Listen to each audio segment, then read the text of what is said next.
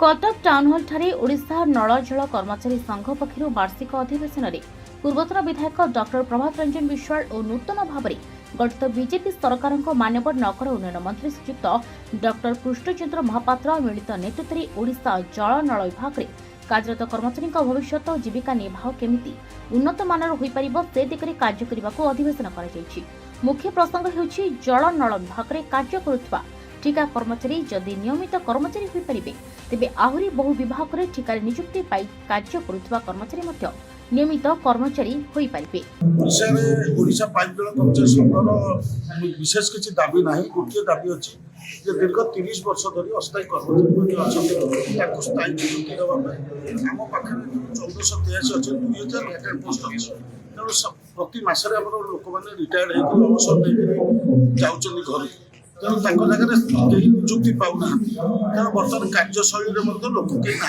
तेणु आम अनुरोध कर मानव मंत्री के दीर्घ 30 वर्ष धरी जो मैंने कार्य कले से स्थायी निजुक्ति दि जाए गोटे दाबी से स्थायी निजुक्ति दि जाए। राज्य संपादक पाइप जल कर्मचारी दाबी तो अनेक किंतु समस्ते आशावादी गोटे नुआ सरकार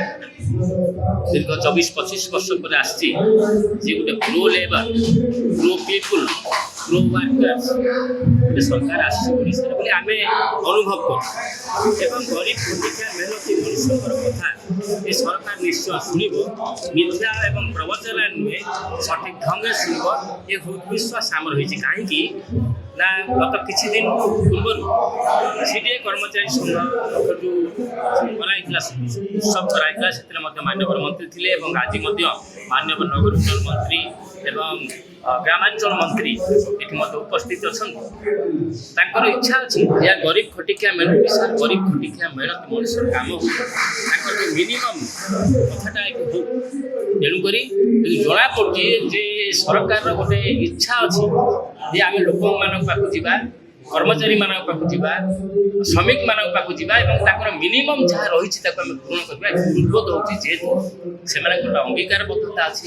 आसिक विभिन्न संगठन सहित मिशुंट यह प्रमाण से जो दरमा पाँच 20,000 टका दरमा पाँच आउ 2,000 टका मिशीगले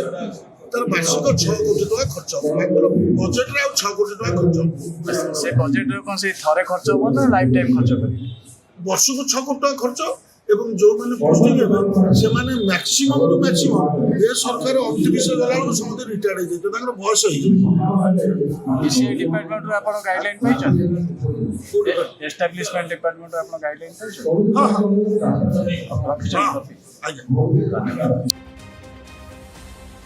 कटक भाद्रभूषण महापात्र रिपोर्ट प्रसार।